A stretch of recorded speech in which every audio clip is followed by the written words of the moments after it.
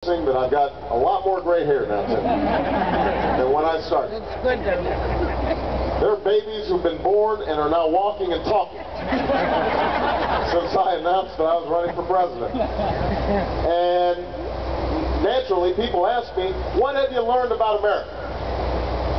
What do you know about America after having traveled through the 48 states in the continental United States, been to Hawaii, haven't been to Alaska yet? But we got that in the works at some point. And I tell them, well, first of all, America's really big. I mean, you go from sea to shining sea, and you realize what a magnificent land this is. And obviously, there are very few states as beautiful as Virginia. But everywhere you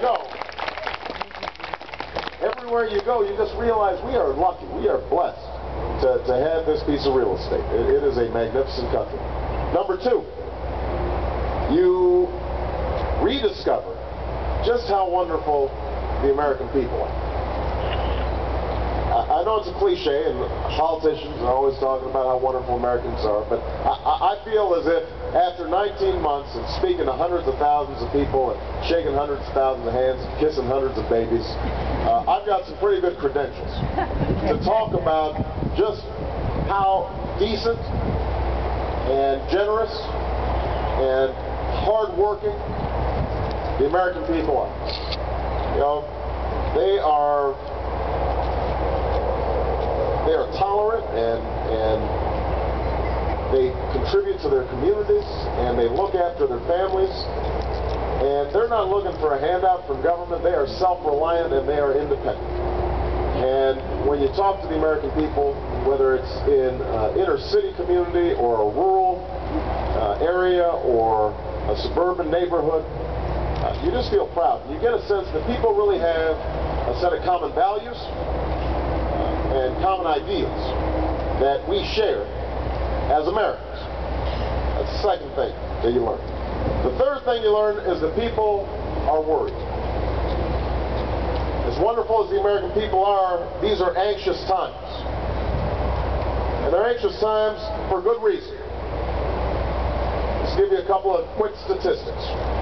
When Bill Clinton was president in the 90s, the average family income went up $6,000. Since George Bush has been president, the average family income has gone down $1,000. That's a $7,000 swing. So at a time when the economy had been expanding, when corporate profits had reached record levels, where the Dow Jones was doing better than ever, ordinary families were falling behind. Your wages were flat. Your incomes were flat. Jobs were being shipped overseas.